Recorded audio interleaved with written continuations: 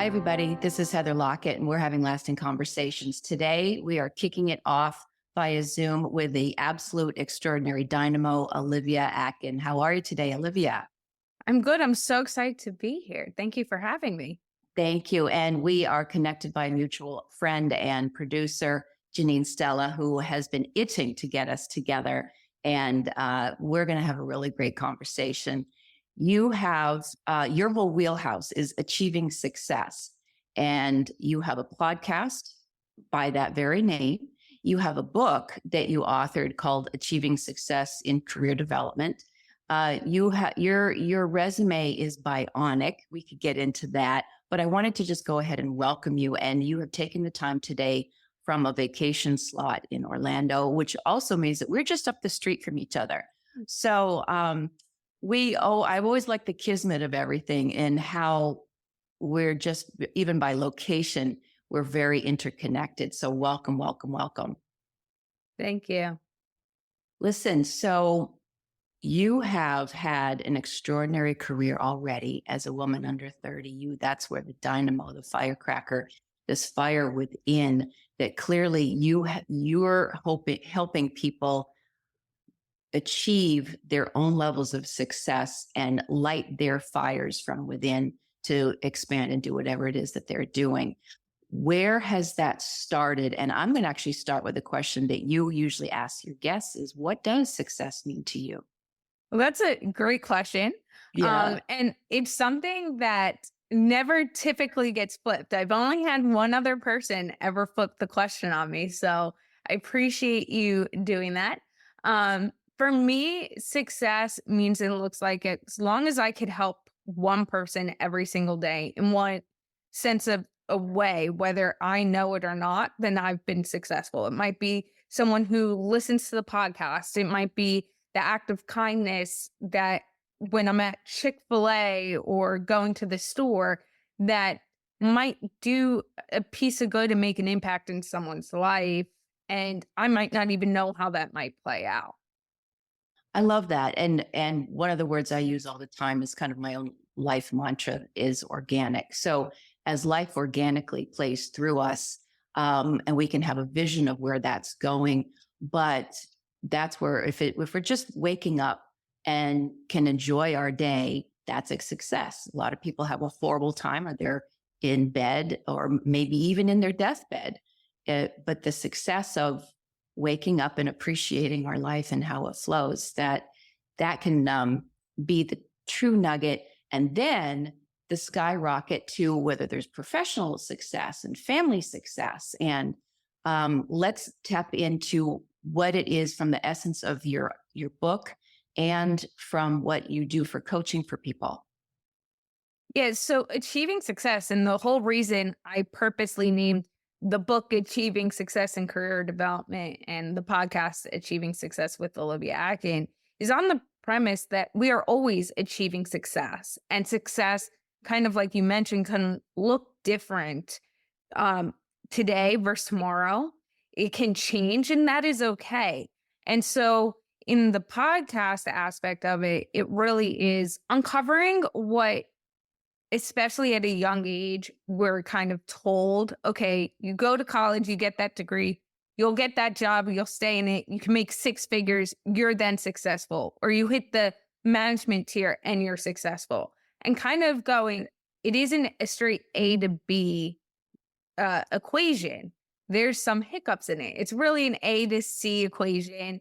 And it's okay to change. It is okay to say, I no longer want this. You know, professionally working the 80 hours a week. I want to have that work-life balance. I have kids now. I want to be doing those things.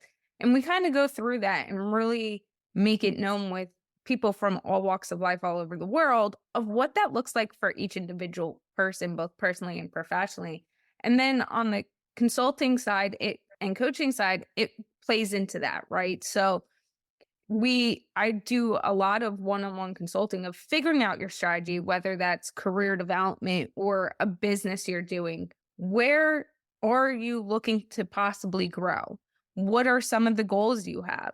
And it might be something, for example, you might want to hit a certain management level in an organization, but you might not want to get there for 5 or 6 years, or you might want to change careers. What are skill sets you can be learning now that you can implement in other aspects of your life, but also when it comes ready for that promotion, you can take it and actually have that leg up on someone else who might need it because you've already had those skill sets. I also do a lot of consulting in the realm of podcasting. So thinking about how you want to connect with your audience, how you might want to connect with a podcast host, your messaging. Again, it's a lot of strategy, but really figuring out what your purpose and insight wants to be. All of that is so beautiful. And there's so many twists and turns within even just this one thing, because our lives continuously change. And like you're saying, once upon a time, and I am of a certain generation, that I was at the tail end of, let's say, the post-war generation, where the IBMers, if you had a job, it was there for life, and the company would actually take care of you. You stayed there forever, and then they would take care of you forever. That shifted hugely in the 90s and then the 2000s. And then everything has consecutively keep morphing, so that now even how a younger generation sees a career, they really may not see any one career. They could be bopping out different careers. And so I know there has been kind of a question from the powers that be, if you will, people who are in older industries haven't quite understood how this new mindset works. But I think it's beginning to really flow. And if you're finding that, that's great. The one other thing I was going to talk about is within the pivot. And so if we think we're on a particular path, but then might get a bop on the head or something happens, that if we can be malleable enough to know that this is now a redirect, and how cool and exciting is that? And I love how you said that if there are skill sets or other bits of education, that you can be laying some foundation, laying some groundwork before your rocket launch. So somehow it all kind of ties together within being, I want to say malleable, but it's in the expansiveness of where somebody can go to achieve their best selves.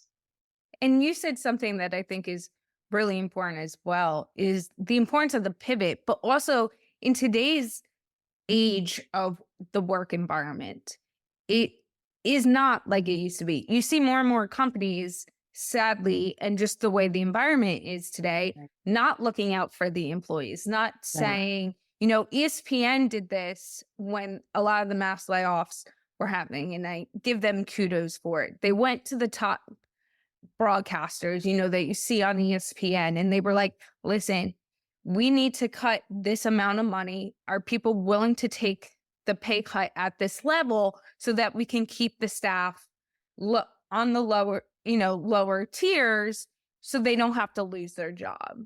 And some of them did. They said, you know what? We make more than we need to. We have comfortable life. The pay cut, be a pay cut, but we could then help save jobs. And the company, in my eyes, was looking out for their staff, because they could have just turned around and cut the staff. And They didn't. They said, can we be a team? How can we make this work so that we don't have to cut? A lot of organizations didn't do that. And that is, to me, a core example of why employees are so easily okay with jumping roles, not putting a job first and putting themselves first, is because we've now built this environment in society that puts me first. And whether that's a company or an individual, you put me first instead of putting the group ahead and try to problem solve.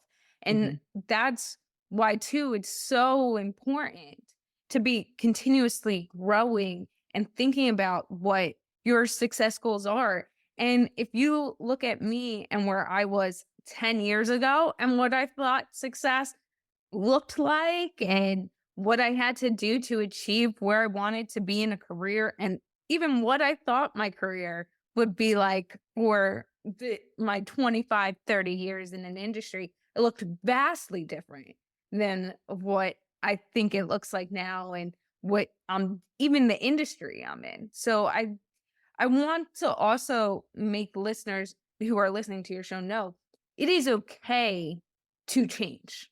Hmm. We have so many young professionals now that go to college, get that degree, and then they don't like the role that they went Right. in because there wasn't that honest conversation. And they Right. say, well, this is now what I have to do the rest of my life because this is what I went to school for. Right. And that's not true. You can take those skill sets, you can go, there's not going to be that shame. I think we all get wrapped up sometimes in the shame of what can be perceived as happening versus what Right. we're experiencing. Well, and then there's guilt, and especially within the whole college structure. And if that, as a kid, you may have mentioned this a few minutes ago, you grow up and you might have some expectations from your family, and that's what you're going for. Then you go for a college career, a degree, and you're thinking, well, I just put all this time and money because it's very expensive. How dare I shift? Because didn't I commit to this? But what we're offering here is, yeah, you absolutely can shift. And there are people, say there's brilliant chefs and cooks that they were going to be a doctor, and the shame of not being a doctor, but they became a chef, and that's their brilliant career. So this pivot, these changes, this is what I call the calling. We hear ourselves and move on. But take that doctor education, take everything, because nothing is ever wasted. All of Oh, that education is absolutely utilized in some fashion.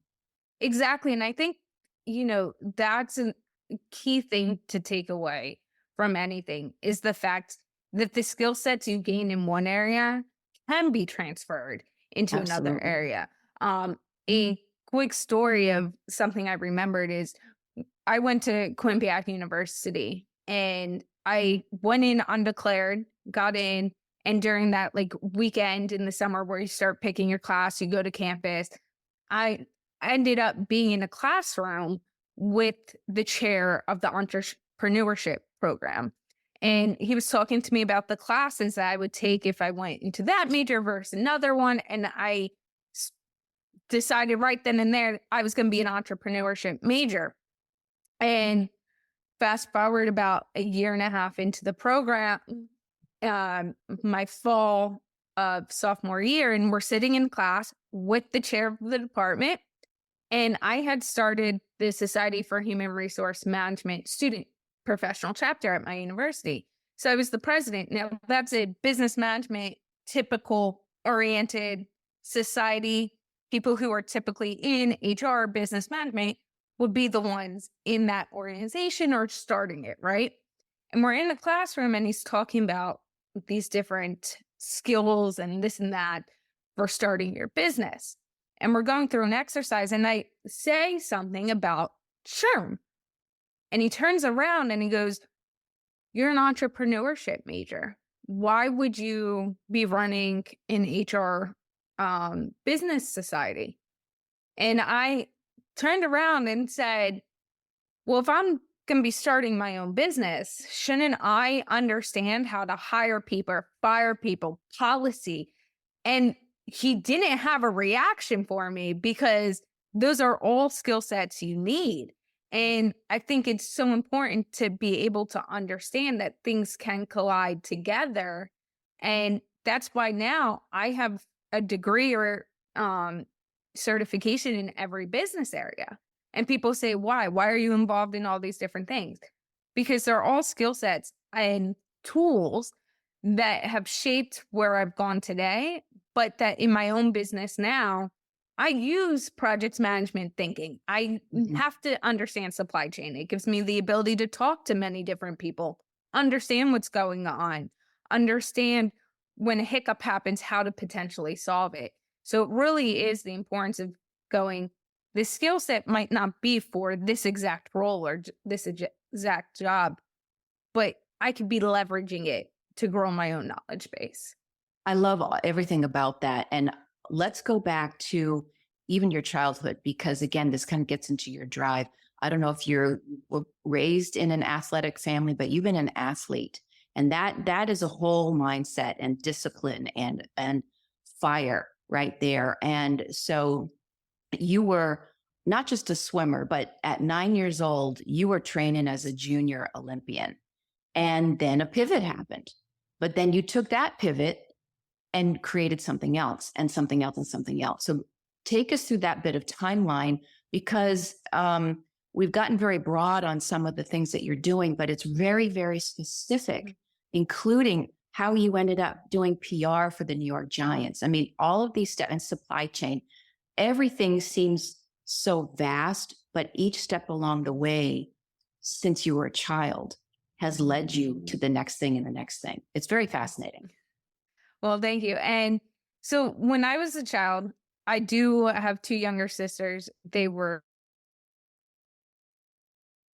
phenomenal gymnasts. So my parents were athletic. So we all kind of had our own sport. Mine was swimming. I joke to this day, you put a pool, the ocean, like any body of water, bathtub, you will then find me there, because I was probably a fish or something in another life. Nice little dolphin. Yeah. But when I was 9 years old, I was competing against the 15, 18 age group and beating a lot of them. And I'm 5 foot now. So imagine this like tiny child competing against kids who are like 6 feet tall. A little guppy. You're like a little guppy. Yeah, it was very interesting. Unfortunately, at 9 years old, I was diagnosed with a rare form of epilepsy. Epilepsy is a neurological disease that actually is the most common neurological disease in the world, but something that is the least talked about. We don't hear about it. Yeah. Yeah. And it is something that, I was diagnosed 20 years ago. We've learned so much just in the 20 years since then.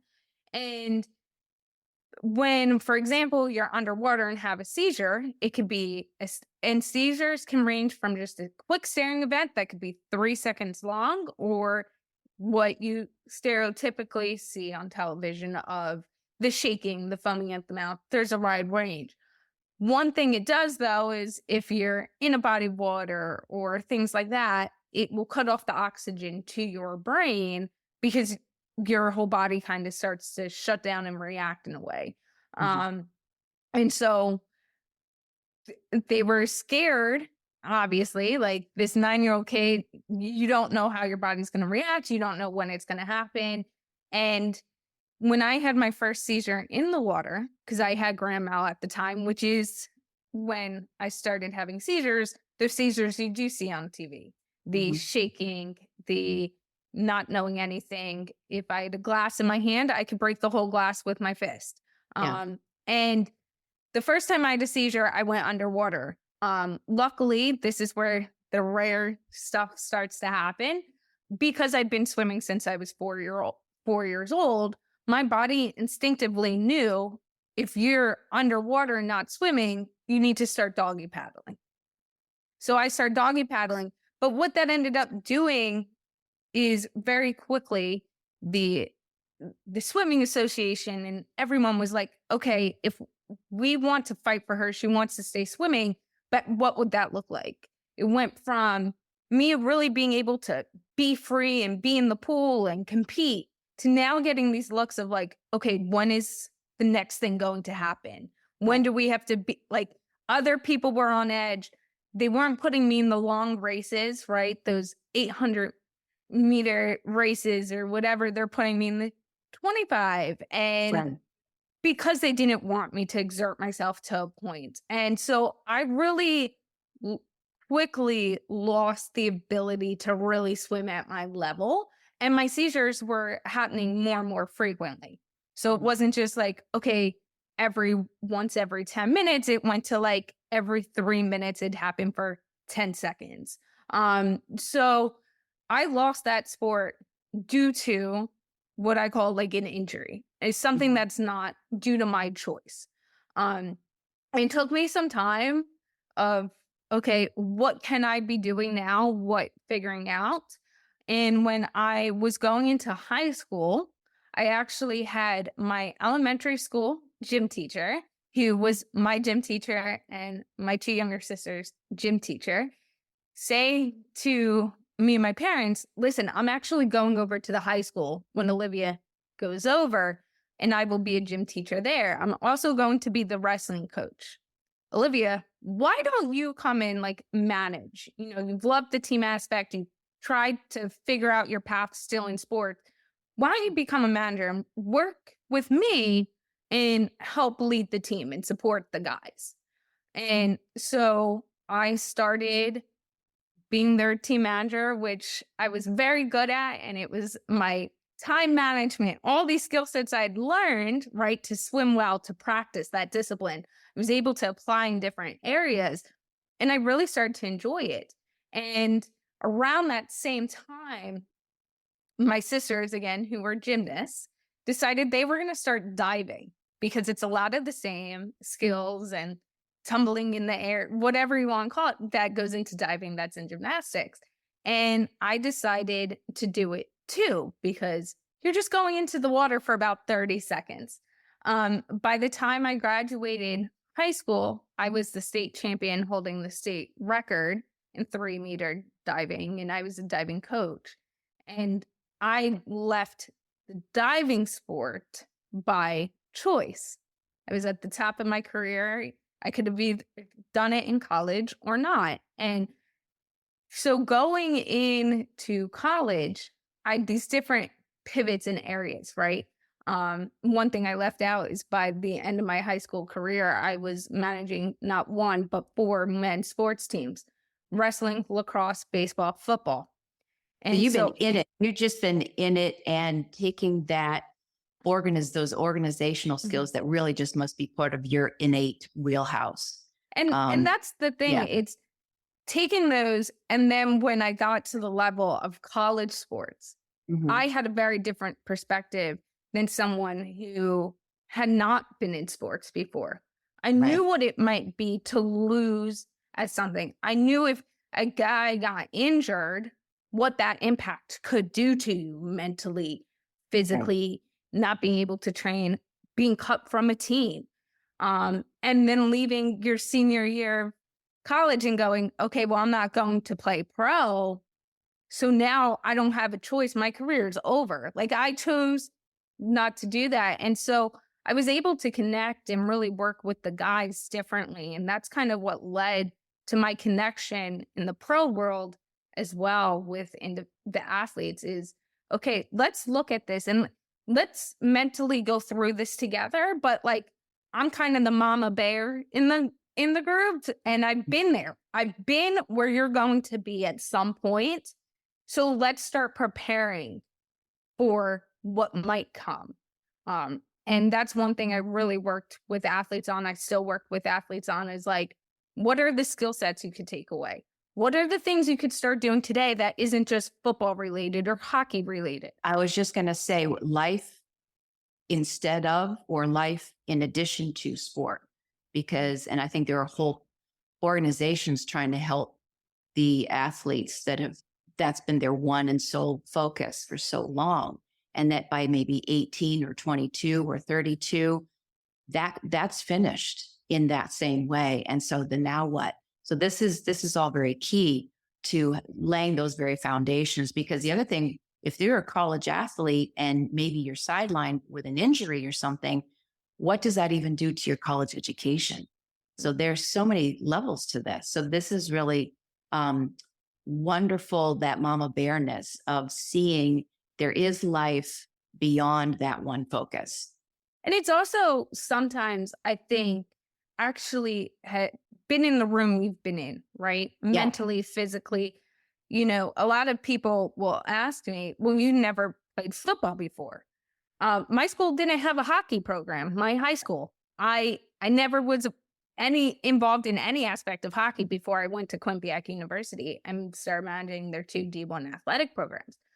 But there are experiences that go in that I am able to relate with. And I think what is really important for athletes to keep in mind is they are not their sport. Their sports does not identify who they are. And that also rolls into the work environment. Right. A lot of individuals that I talk to in different spaces that I've worked, is like, I am my job. And I go, no, your job is part of who you are. That isn't the Right. only thing that shape you. Your experiences shape you, right? Being a swimmer and having that discipline at a young age, and then getting diagnosed with epilepsy, those shaped me. Those were the things that, within 6 months of my epilepsy diagnosis and not medication, not being able to control my seizures, they told me, my doctor kind of put his hands up and he was like, okay, within the next 2 years, she might not be able to be in a regular classroom. She might not be able to really graduate high school. And it was, do I stand up and fight? Do my parents fight with me? Or do we kind of just let the diagnosis win? And I laugh to this day thinking about that moment because it shaped who I was. I also learned during that process, you can be at the height of your game today and lose it all tomorrow. That Mhm. experience, I lost friends. My family went through not understanding what was going on and trying to be supportive. There was so many things that built on that now when I go into a room and I'm the youngest one in a room and trying to like break down those walls or learn something, I just remind myself, okay, what are the things that got me here? I have a voice. How am I going to use that voice in this environment? I love that. So let's take that and get into the voice part, which is the show and some vision. And what do you see as your vision? And you used your voice with a TEDx talk. That so how you have landed. You have celebrities on your show. You have everyday people on your show. You have, but I'll just go ahead and say that as a young person, you're already next level. And so how has that all flowered? And that again, that kind of drive or that inner, you have an inner success just rolling. And just where do you see these next few steps in 24? The podcast show, both of us were called on to the microphone to have a voice. Mine isn't business focused, and yet it all comes together and we get to the heart of everything. And so how is Olivia expanding? Yes, and it's one of those things, and you touched upon it with the TEDx, that I look at the expansion of achieving success in general and what I'm doing, and it's not something I would have thought 3 years ago I was gonna be doing. I joked going into my 28th birthday, and I remember this vividly. Um, I had just published my book in July. My birthday is August. I'd published my book. I decided not to go back and teach. I was an adjunct professor. I was going to focus on my job, finish up my last certification, and that was going to be it. And by my 29th birthday, the weekend before I had my TEDx talk, um, I had a top ranking podcast, my own business, and life looked very different. And I think now going into this next year, the 2024 year, it's really about what are the other ways I can positively affect people. So the podcast continues to grow and we have wonderful listeners on that show and wonderful guests, but it all stems from the same thing. The celebrities we have on, the athletes, the individuals, those entrepreneurs, our employees, it really stems from them wanting to be able to share their stories and let people know they're not alone and their journey isn't all the A-list moments you might see on social media. And so I really find joy in that. And then with the consulting side, it's really how can I help the next entrepreneur, that person who's been in the thick of it, that just needs someone to bounce ideas off, be supportive. How can I show up to them to help them be the most successful that they can be, get the most joy and passion out of what they're doing, and also relieve some of that stress?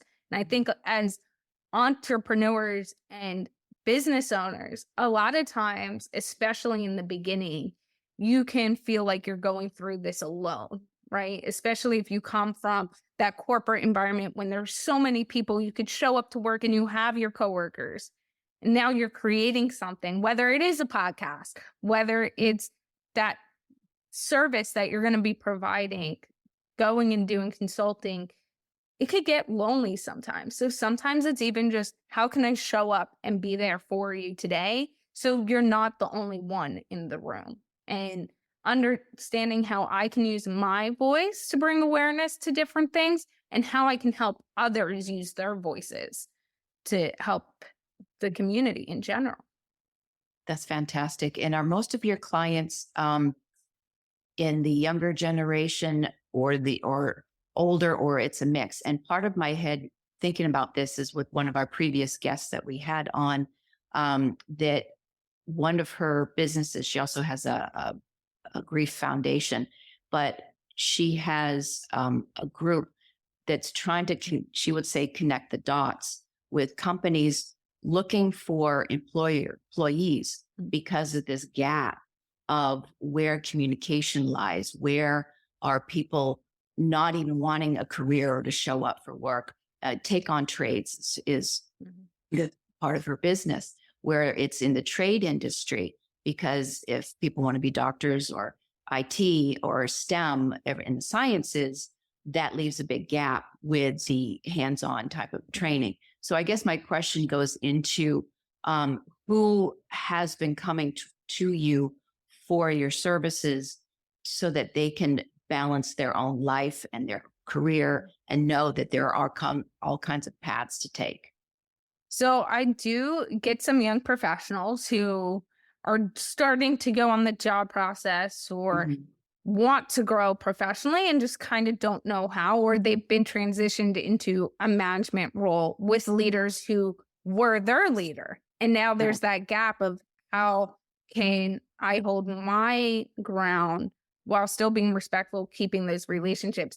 But a lot of my clients too are in different points of their career because everything is customized, right? My one-on-one consulting, there's no one set program. These are the things we're going to cover. It's you tell me where you are today and what you need help on, and let's work through it together. I have a lot of people who are business owners or trying to do personal branding come to me to try to get on podcasts. Okay, let's figure out the right podcast to get on. Where is your community? What drives you? What is your purpose? And podcast hosts that want the right guests and to be able to build their community, their network. And so it's people who are, and in business, they say be niche. And I've kind of gone very against the grain on that. And I'm not. I'm kind of laughing that niche. What are you talking about? I get you can have a certain, my niche is if people know that they want to be part of Team Human, that's my niche. And how we can all work together, that's my niche. Within that, like yourself, there are many avenues for that. And I think it's the importance of identifying your niche in especially business is, some things you need a niche for. Right. But the beauty sometimes of not having that set niche is the impact you get to make, and really identifying what is your purpose. Like you said, you can be able to connect with a lot of different people, and that's okay. It's okay to meet people where they are. And that's the whole point of the consulting. It allows me to work with people on every different industry all over the world. But I think part of that too goes back to the fact that I've had work experiences in so many different industries. I've supply chain, you've had the sports, you've had, let's just throw out a few others. It's very fascinatingly vast. So I worked in professional sports, everything from managing players to PR to HR and working in legal to healthcare.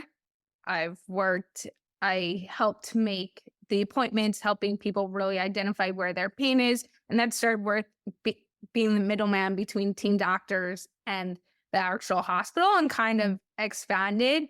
when they needed help, I just stepped in. So I learned a lot about, is your pain, where's your pain really coming from? Right.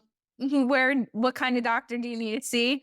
And then I worked in supply chain. I still sit on as the president of the Save Connecticut professional board. I sit on the Association of Supply Chain International board as a committee member. Let's see. Now I'm a business owner, podcasting space. It gets very vast, but I also have degrees in computer coding. I've certification in coding. I've worked as a financial manager for Lockheed Martin. I worked as a master scheduler for Lockheed Martin as well. HR, project management, supply chain, you name it, I have it. And I think that's why I feel like I am able to be diverse, because when someone comes to me and is trying to have a conversation with me, I very much understand the space they are in professionally.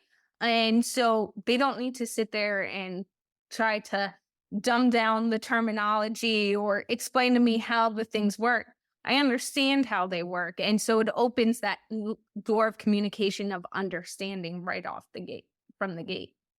I love it. This is bringing me to perhaps how we can kind of round out this particular conversation, is to do all of these things, and you do them very well. There's that discipline, but there's an organization and a succinctness to it. What do you say? And if you have clients, but again, people kind of feel these days, and I was going to say generationally, but no, you pick a generation, especially within professional, and as life keeps evolving and changing, there are so many choices. So we've gone from, you do the one thing and you stick to it, even marriage or women, you're going to do one thing, or maybe you're a nurse, but really you're just going to, you're going to raise kids.